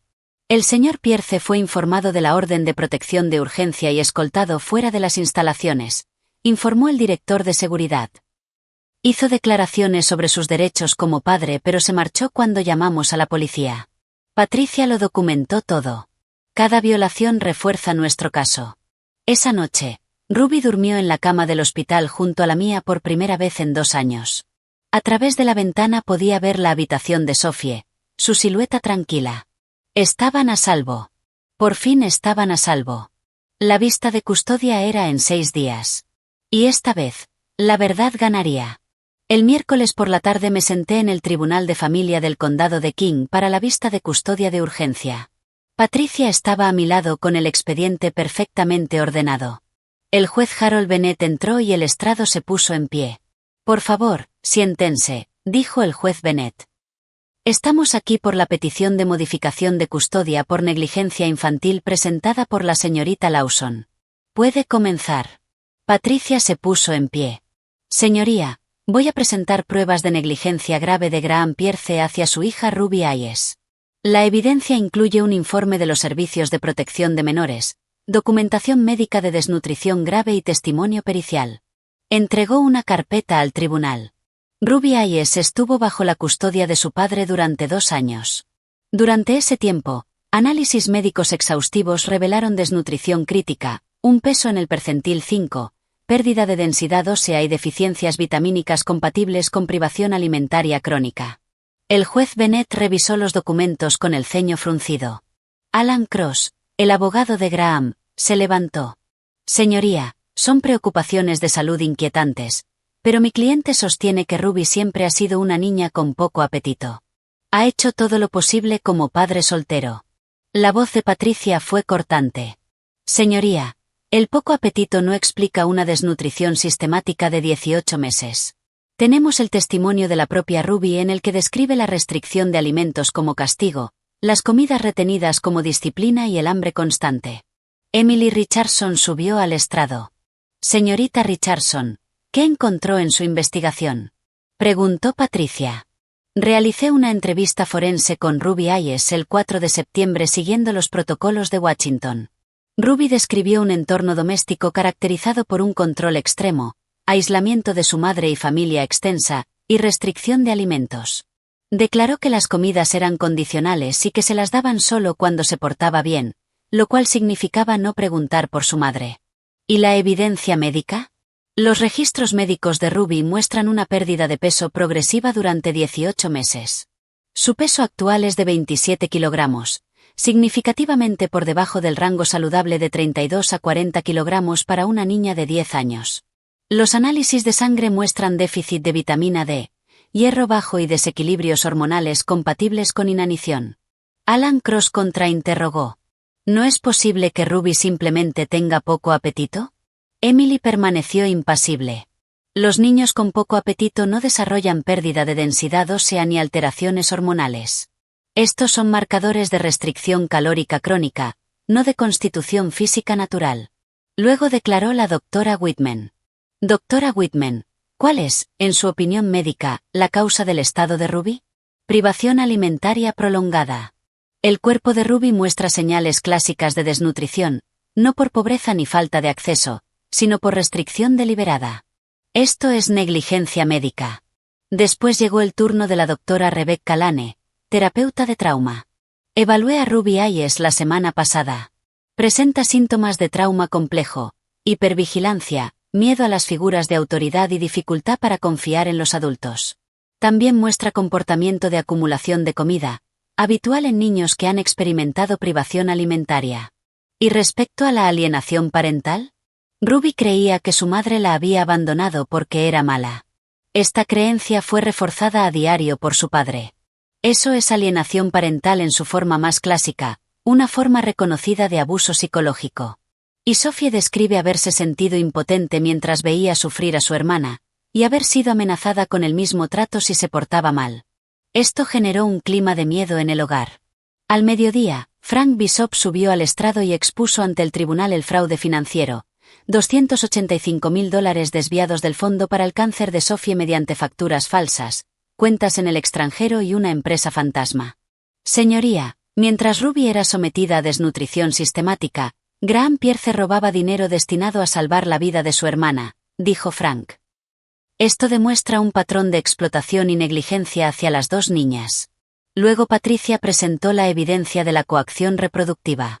Mostró los correos electrónicos, los registros de la farmacia, los datos del disco duro y el recibo de Amazon de las pastillas placebo. Una farmacéutica, Linda Carson, declaró por videoconferencia.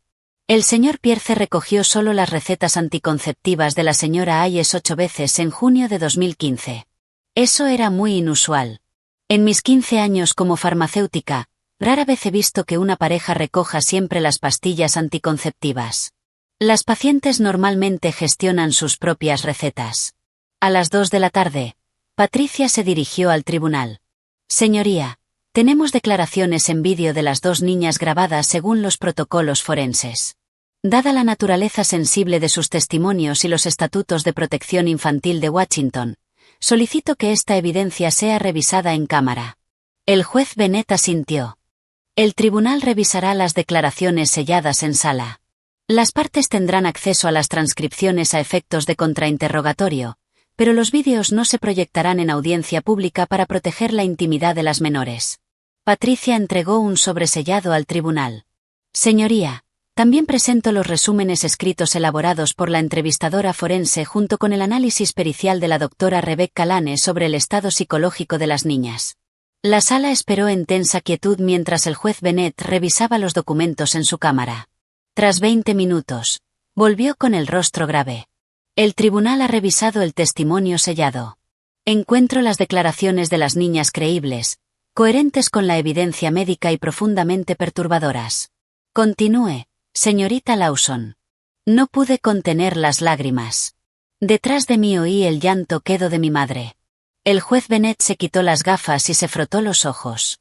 Cuando volvió a mirar, su voz era tranquila pero firme. Señor Miller, he escuchado suficiente por hoy. La vista se reanudará mañana a las 9 de la mañana. Señorita Lawson, supongo que tiene más evidencia. Patricia asintió. Sí, señoría. Tenemos declaración adicional relativa a conspiración para cometer asesinato. Un murmullo estalló en la sala. El juez Bennett golpeó con el mazo. Orden. Lo abordaremos mañana. Al levantarse la sesión, me puse en pie con las piernas temblorosas. Patricia apretó mi mano. Estamos ganando, Isabelle. Detrás de mí se acercaron Richard y Catherine. Los ojos de mi padre estaban enrojecidos. Isabelle, dijo en voz baja. Nos equivocamos con Graham. Con todo. No supe qué decir, así que simplemente asentí. No puedo hablar de esto ahora. Lo entendemos, dijo Catherine, tocándome el brazo. Pero estamos aquí. No nos marchamos. Esa tarde, Marcus llamó. Isabelle, el cliente firmó. $1.200.000. Hayes y Morrison está salvado. Cerré los ojos. Por primera vez en semanas, sentí esperanza. Sophie llevaba 9 días post-trasplante. La doctora Whitman dijo que en 2 o 3 semanas recibiría el alta si el injerto seguía avanzando bien. Todo convergía. Pero el martes por la mañana tendría que enfrentarme a Graham una última vez. Y Patricia presentaría el vídeo, el que mostraba a Graham planeando que me mataran. A las 8 llamó Patricia. Isabelle, David Miller acaba de presentar una moción. Va a llamar al doctor Martin Strauss como testigo mañana. Va a argumentar que eres mentalmente incapaz de ejercer la maternidad. Se me heló el estómago. Pero Strauss perdió la licencia. Lo sé. Y eso es exactamente lo que voy a usar para destruirlo. Colgué y miré a mis hijas. Ruby dormía en la cama del hospital junto a la mía. Sophie leía un libro en su habitación 2 puertas más abajo, con el color volviendo poco a poco a sus mejillas. Mañana acabaríamos con esto. Mañana ganaríamos. El martes por la mañana, la sala del tribunal vibraba de anticipación. Todos esperaban que el doctor Martin Strauss subiera al estrado, pero nadie sabía que Patricia estaba lista para hundirlo. A las 9, David Miller se puso en pie. Señoría, la defensa llama al doctor Martin Strauss. Strauss caminó hacia el estrado con paso firme, alto, entrecano, trajeado de oscuro. Levantó la mano derecha y juró decir la verdad. Antes de que Miller pudiera hacer su primera pregunta, Patricia se puso en pie. Objeción, señoría. La licencia médica del doctor Martin Strauss fue retirada en 2022. No está cualificado para testificar como perito. La sala estalló en murmullos. El juez Bennett golpeó con el mazo. Orden. Señor Miller, ¿es esto cierto? Miller parecía genuinamente sorprendido. Señoría, desconocíamos este dato. Patricia avanzó hacia el tribunal. Señoría, tengo documentación que prueba que la licencia del Dr. Strauss fue retirada en 2022, el año anterior a que redactara esta supuesta evaluación. Además, tengo pruebas de que Graham Pierce pagó al Dr. Strauss $25.000 en junio de 2023 para fabricar un informe psiquiátrico que me declarara no apta para ejercer la maternidad. Le entregó una carpeta a Lugier. Esto incluye la transferencia bancaria, el informe fraudulento y la correspondencia entre el señor Pierce y el Dr. Strauss. El juez Bennett hojeó las páginas con el rostro ensombreciéndose. Miró a Strauss. Dr. Strauss, ¿aceptó usted un pago de Graham Pierce para redactar un informe psiquiátrico falso? Strauss se removió en el asiento. Señoría, ¿Sí o no? La voz de Strauss era apenas audible. Sí. La voz del juez Bennett fue gélida. Señor Miller, su cliente ha cometido fraude procesal. El doctor Strauss no declarará. El ujier se acercó a Strauss, que se puso en pie con las manos temblorosas y fue escoltado fuera de la sala con esposas. Estalló otro murmullo. El juez Bennett volvió a golpear con el mazo. Orden. Señor Miller, ¿tiene algún otro testigo? Miller parecía descompuesto. Señoría, ¿podríamos solicitar un receso para consultar con mi cliente? 15 minutos. En el pasillo vi a través del cristal cómo David Miller hablaba con urgencia con Graham por videollamada. Graham sacudía la cabeza con el rostro rígido. Patricia me tocó el brazo. Va a testificar. Cree que puede salir de esta hablando. A las 11 se reanudó la sesión. David Miller se puso en pie. Señoría, mi cliente desea testificar en su propio nombre. El juez Bennett asintió. Señor Pierce, ocupe el estrado. Graham apareció en la pantalla de la sala desde la prisión del condado de King. Estaba más delgado de lo que recordaba, con el mono naranja en marcado contraste con los trajes caros que solía llevar. Levantó la mano derecha y juró decir la verdad. Miller comenzó. Señor Pierce, ¿quiere a sus hijas? Por supuesto. Son mis hijas. He cometido errores, pero soy su padre. ¿Puede explicar el bajo peso de Ruby? Ruby siempre ha sido una niña con poco apetito. Intenté animarla a comer más, pero se negaba. No podía obligarla a comer. ¿Descuidó a sus hijas? En absoluto. Les di un hogar, comida, educación. Hice todo lo que hace un padre. ¿Saboteó el anticonceptivo de su mujer? No. Esos correos se sacaron de contexto. Estaba investigando opciones de planificación familiar. Miller se sentó. Patricia se puso en pie. Señor Pierce, Ruby ingresó en el Seattle Children's Hospital con un peso de 27 kilogramos, 5 kilogramos por debajo de lo normal para su edad. Los análisis mostraron déficit severo de vitamina D, hierro bajo y pérdida de densidad ósea. ¿Cómo lo explica? Graham vaciló. No comía. Lo intenté. ¿Qué intentó exactamente? ¿La llevó a un nutricionista pediátrico? No lo hice. Yo. ¿Consultó con su pediatra sobre la pérdida de peso? Pensé que lo superaría. Señor Pierce, Ruby perdió peso de forma progresiva durante 18 meses. Es usted abogado, es una persona inteligente. ¿Está afirmando en serio que no se dio cuenta de que su hija se estaba quedando sin comer? La mandíbula de Graham se tensó. Con la comida era difícil. Ruby declaró ante los servicios de protección de menores que le retenía las comidas como castigo. ¿Es cierto? Usé una disciplina apropiada. Privar a un niño de sus necesidades básicas no es disciplina, señor Pierce. David Miller objetó. Señoría, lenguaje inflamatorio. El juez Bennett levantó una mano. Denegada. Continúe, señorita Lawson. Patricia volvió a mirar a Graham. También le dijo repetidamente a Ruby que su madre la había abandonado porque era mala. ¿Es cierto? La estaba protegiendo de la verdad. ¿La verdad de que saboteó el anticonceptivo de su esposa? ¿De que la obligó a quedarse embarazada? ¿De que robó $285,000 del fondo para el cáncer de su hija? El rostro de Graham se ruborizó. Isabelle me engañó. Tuvo un hijo de otro hombre. Pero Ruby es su hija. La voz de Patricia interrumpió, tajante como el acero. El ADN lo confirma. Ruby es su hija biológica. Y aún así la desnutrió sistemáticamente, la aisló de su madre y le dijo que no valía nada. ¿Por qué? El rostro de Graham se retorció de rabia. Porque Isabelle me hizo quedar en ridículo. Se acostó con otro y trató de hacerme pasar por padre de su hijo. O sea que castigó a Ruby por algo que había hecho su madre.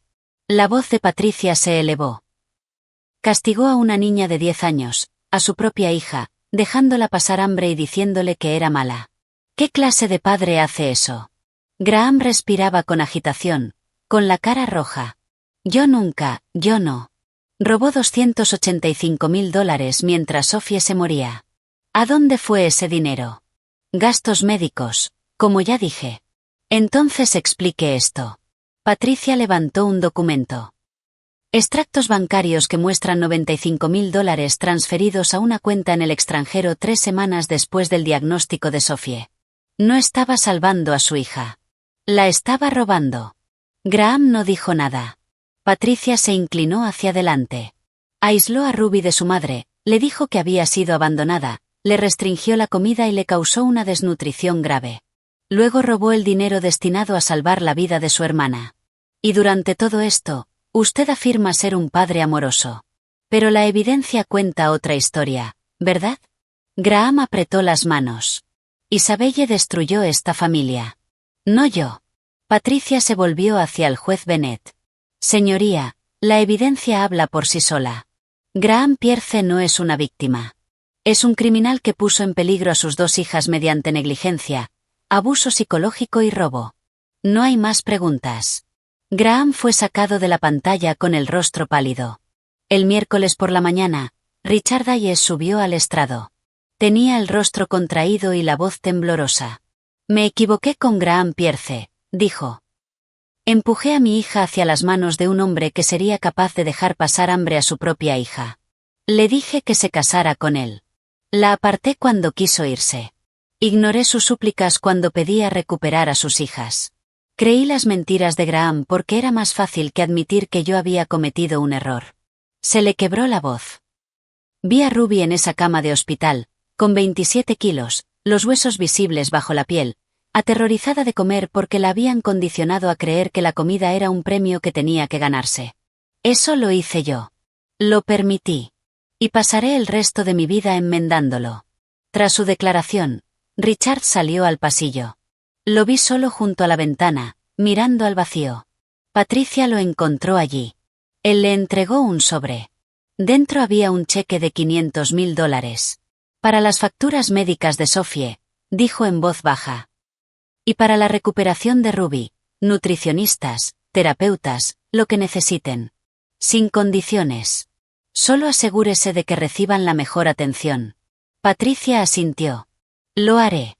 Richard me miró a través de la ventana de la sala. Salí al pasillo cuando él me llamó por mi nombre. Me detuve, pero no me volví. Vi los informes médicos de Ruby, dijo con la voz cargada de emoción. Vi lo que le hizo. Yo lo elegí. Te empujé a que te casaras con él. Te corté cuando intentaste marcharte. Te dije que estabas inestable cuando luchaste por la custodia. La voz se le rompió. Fui yo quien hizo todo esto. Y nunca me lo perdonaré. Me volví despacio. No sé si puedo perdonarte. No todavía. Pero si quieres formar parte de la vida de Sophie y de Ruby, tienes que estar ahí cada día. No con dinero ni con regalos. Richard asintió. Lo estaré. Te lo juro. A las 10, David Miller pronunció sus conclusiones. Señoría, el señor Pierce cometió errores. Tendría que haber buscado ayuda médica para Ruby antes. Pero es su padre biológico y la Constitución protege los derechos parentales. Pedimos visitas supervisadas y clases de parentalidad, no la separación definitiva. Patricia se puso en pie. Señoría, el deber del tribunal no es recompensar la biología. Es proteger a los niños. Graham Pierce no cometió errores. Cometió crímenes. Desnutrió sistemáticamente a Ruby durante 18 meses, causándole desnutrición grave y daño en el desarrollo. Robó $285.000 destinados a salvar la vida de Sophie. Violó la autonomía corporal de su esposa mediante coacción reproductiva. Mintió al tribunal utilizando una evaluación psiquiátrica fraudulenta. Hizo una pausa, dejando que las palabras calaran. La biología no le da a Graham Pierce el derecho de dañar a Ruby. La única solución segura es la custodia plena de Isabelle Hayes sin ningún contacto hasta que el señor Pierce cumpla su condena y demuestre, a través de años de terapia y evaluación supervisada, que ya no supone un peligro para estas niñas. El juez Bennett miró a las 2 abogadas. Luego me miró a mí. He escuchado suficiente, dijo. Dictaré sentencia mañana a las 9 de la mañana. Se levanta la sesión. Salí al sol con Patricia a mi lado. Mañana todo habría terminado. Mañana sería libre por fin. El jueves por la mañana volví al tribunal por última vez. Lo que el juez Bennett decidiera daría forma al resto de nuestras vidas. A las 9, el juez Bennett entró. El estrado se puso en pie. Llevaba una carpeta gruesa. 47 páginas, había dicho Patricia. 47 páginas que determinarían si podría quedarme con mis hijas.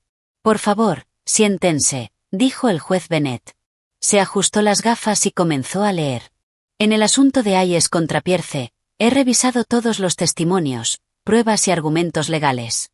El deber de este tribunal no es recompensar la biología. Es proteger a los niños. Hizo una pausa y me miró. Luego miró la pantalla donde Graham aparecía por vídeo desde la prisión del condado de King, con el rostro inexpresivo. Graham Pierce es un peligro para sus hijos. Los maltrató física y psicológicamente. Obligó a Ruby a permanecer sola en una habitación oscura durante horas. Robó $285.000 destinados a salvar la vida de su hija. Saboteó el anticonceptivo de su esposa para atraparla en el matrimonio. Les mintió a sus hijas diciéndoles que su madre las había abandonado. La voz del juez Bennett era de acero. La biología no borra los crímenes. La seguridad de los niños es primordial. Están más seguros con su madre, Isabelle Hayes. Miró sus notas. Por lo tanto, otorgo la custodia legal y física plena de Sophie Hayes y Ruby Hayes a Isabelle Hayes. Graham Pierce queda prohibido de cualquier contacto con las niñas hasta que cumpla los siguientes requisitos. 2 años de tratamiento contra la violencia doméstica, clases de parentalidad, restitución íntegra de los $285.000 más daños y perjuicios, aprobación de un psicólogo designado por el tribunal y consentimiento de las propias niñas cuando cumplan 14 años. No pude contener las lágrimas. Patricia apretó mi mano. Detrás de mí, mi madre sollozó. La mano de mi padre se posó en mi hombro. Graham, en la pantalla, no dijo nada. Sus ojos estaban vacíos. A las 11 estaba en un tribunal federal. La jueza María Álvarez, una mujer de mirada aguda en la cincuentena, presidía la vista de condena penal de Graham.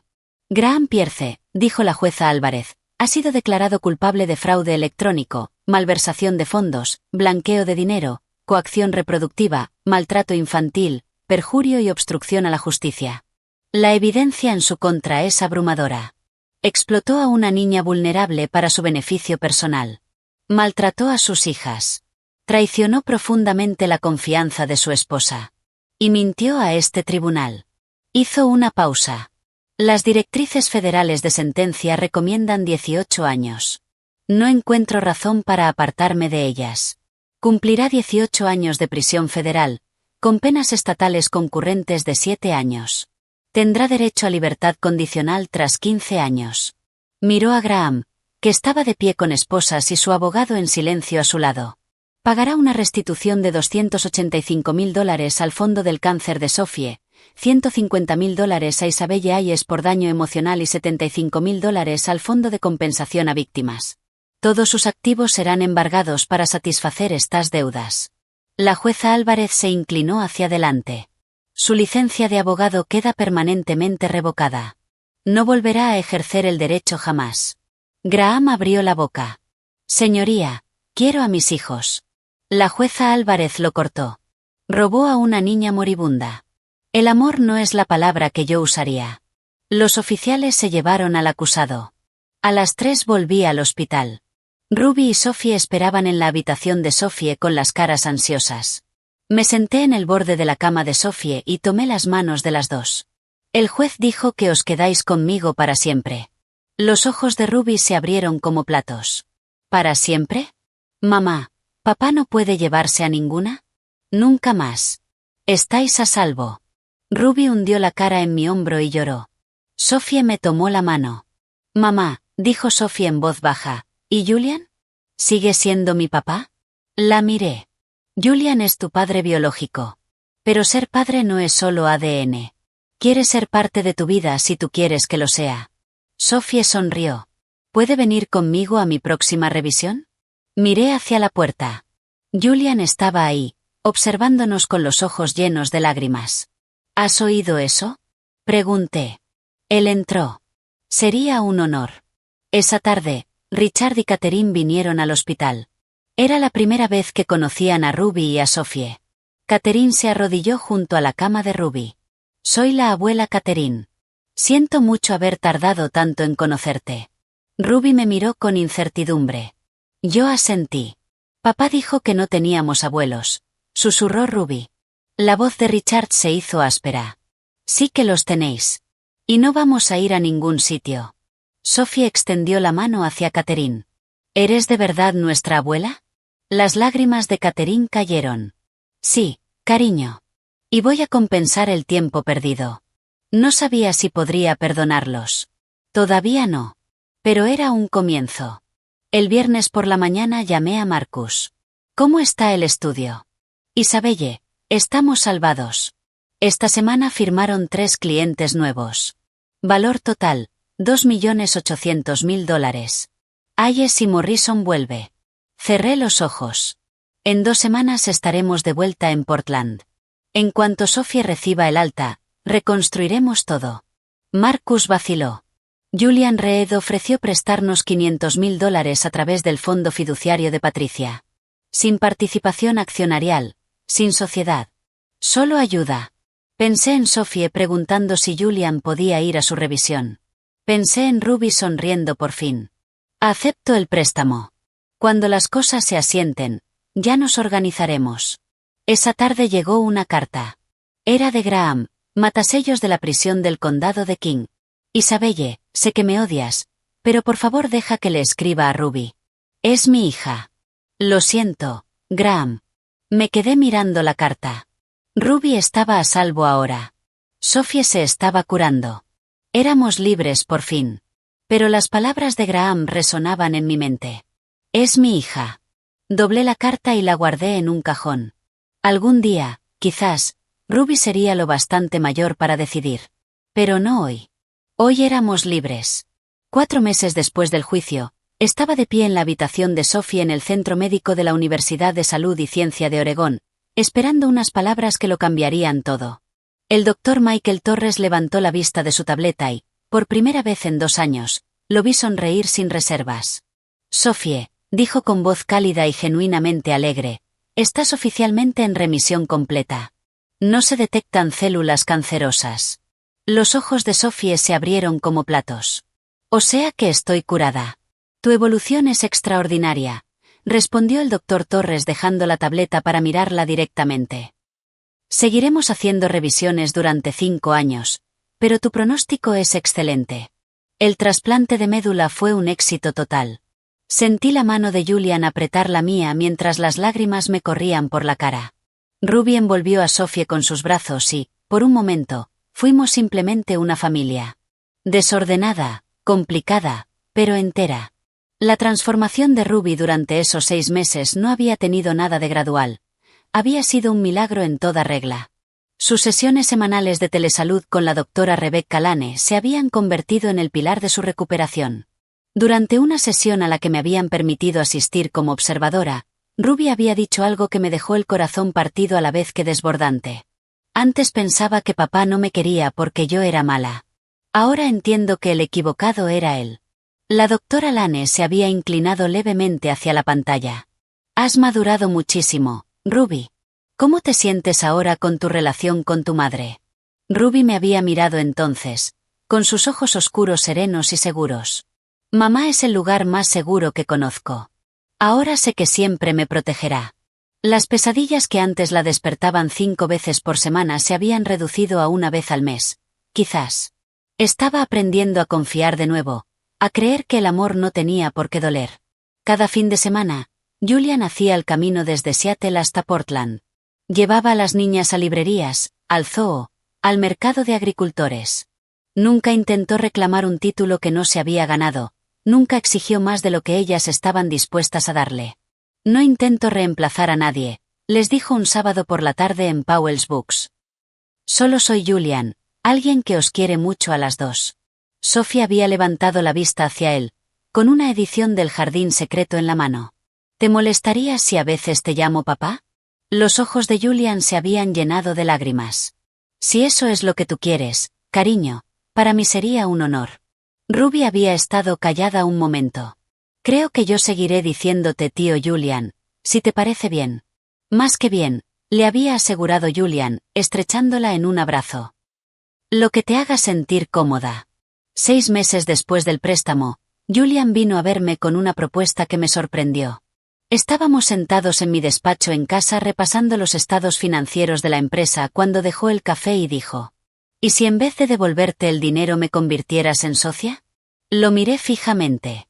Julian, yo no quiero que recuperes el dinero, Isabelle.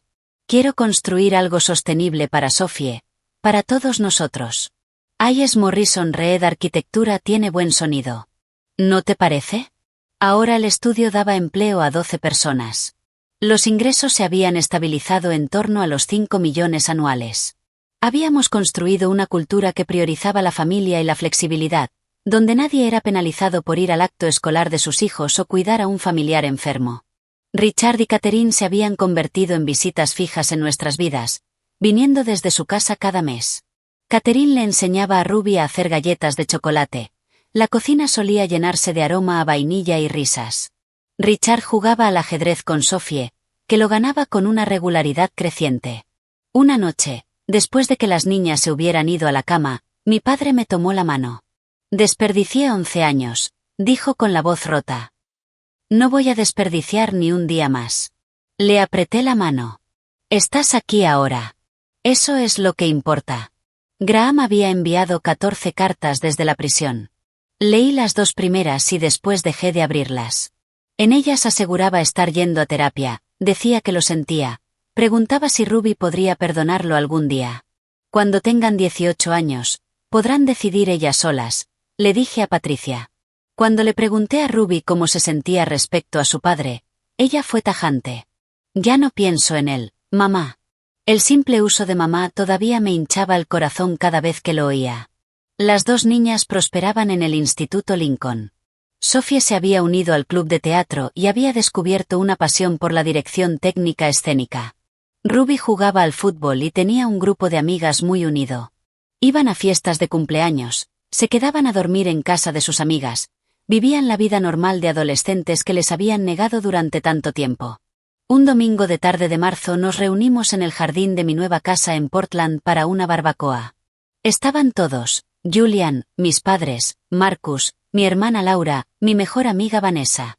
Una amiga fotógrafa de Laura se había ofrecido a hacernos una foto familiar. Todos juntos. Que salga bien. Llamó. Me coloqué en el centro con los brazos alrededor de las 2 niñas. Julian se puso detrás de Sophie, con la mano en su hombro. Mis padres nos flanquearon a los lados. Marcus y Laura se apiñaron sonriendo. Ruby me susurró al oído. Mamá, ¿así es como se ve una familia feliz? Le besé la coronilla. Así es como se ve nuestra familia. Mientras el objetivo de la cámara captaba ese instante, pensé en que 2 años atrás creía haberlo perdido todo. Hoy lo tenía todo lo que importaba. Graham se había llevado mucho, mi confianza, mi tiempo, casi la vida de mi hija. Pero no podía llevarse esto, porque ser madre no tiene que ver con el ADN ni con pruebas genéticas. Tiene que ver con aparecer cuando tu hijo te necesita. Con protegerlo a cualquier precio. Julian es el padre de Sophie porque donó su médula ósea y se quedó. Yo soy la madre de Ruby porque luché por ella aunque no compartamos sangre. Graham no es nada, porque eligió la crueldad en lugar del amor. Esta es mi familia. Desordenada, complicada, hermosa y real. No la cambiaría por nada en el mundo. Mirando atrás a todo lo que he vivido, entiendo que la traición de quienes más quieres duele con una intensidad que ningún extraño podría provocar. Graham no solo me traicionó a mí como marido. Traicionó a nuestras hijas. Explotó su inocencia en una venganza miserable contra agravios imaginarios que solo existían en su mente distorsionada. No seas como yo fui. No ignores las señales de alarma. No sacrifiques tu voz por mantener una paz ficticia. No dejes que nadie, cónyuge, padre o amigo, te convenza de que el amor exige soportar el abuso. Estuve demasiado tiempo callada, y mis hijas pagaron el precio. Lo que aprendí es que la sangre no garantiza lealtad y el ADN no define el amor. Julian lo demostró con sus actos, no con su genética. Mis padres me enseñaron que la reconciliación exige humildad y esfuerzo constante. Ruby y Sophie me recuerdan cada día que la resiliencia puede florecer incluso en tierra quemada. Hubo noches en que me pregunté si Dios nos había abandonado. Pero viendo a mis hijas ahora, creciendo, riendo, sanando, reconozco su mano en cada milagro, La compatibilidad de la médula ósea, la determinación feroz de Patricia, la valentía de todos para luchar cuando yo ya no tenía nada que dar. Mi consejo: protege a los vulnerables. Documenta todo. No dejes que la vergüenza te silencie. Y recuerda que buscar justicia no nace del odio. Nace de la necesidad de que nadie más tenga que sufrir lo mismo. ¿Qué hubieras hecho tú en mi lugar? ¿Has vivido una traición familiar o has luchado por hacer justicia contra todo pronóstico? Cuéntamelo en los comentarios. Tu historia puede darle valor a alguien que lo necesita. Si este camino te conmovió, suscríbete a nuestro canal y comparte esta historia con quien creas que necesita escucharla. Gracias por quedarte hasta el final.